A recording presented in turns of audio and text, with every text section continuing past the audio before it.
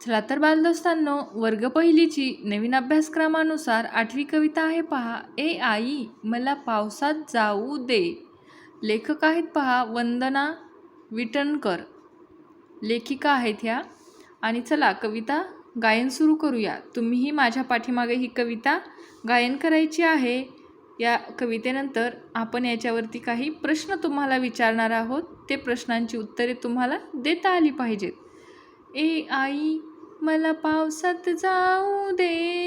ए आई मला पावसात जाऊ दे.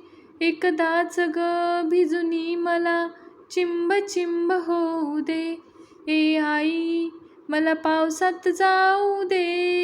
एकदाच ग भिजुनी मला चिंब चिंब होऊ दे. मेघ कसे बघ गडगड करीती. विजान भातून मला खुनविती. मेघ कसे बघ गडगड करीती. विजान भातून मला खुनविती. त्यांच्या संगे अंगणात मज खूप खूप नाचू दे. ए आई मला पावसात जाऊ दे. बदकांचा बघ थवा नाचतो. बेडूक दादा हाक मारतो. बदकांचा बघ थवा नाचतो. बेडूक दादा हाक मारतो. पाण्यामधून त्यांचा मजला पाठलाग करू दे.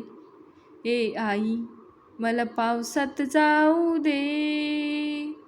धारेखाली उभा राहुनी पायाने मी उडविन पाणी. ताप खोकला शिंका सर्दी वाटेल ते होऊ दे. ए आई मला पावसात जाऊ दे.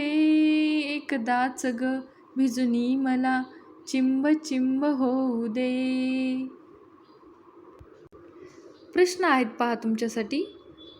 तुमचा सर्वात आवडता ऋतू कोणता? तुम्हाला सांगायचं आहे तुम्हाला कोणता ऋतू आवडतो.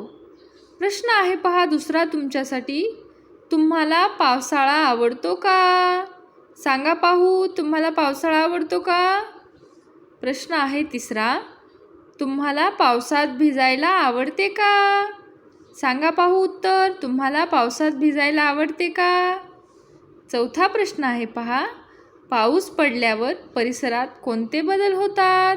म्हणजे परिसरात काय काय बदल दिसतात तुम्हाला पावसाळा आल्यानंतर? आणि पाचवा प्रश्न आहे पहा. पावसाचे कोणते गाणे तुम्हाला येते ते म्हणा. पावसाचं गाणं येतं का तुम्हाला? मग ते म्हणा.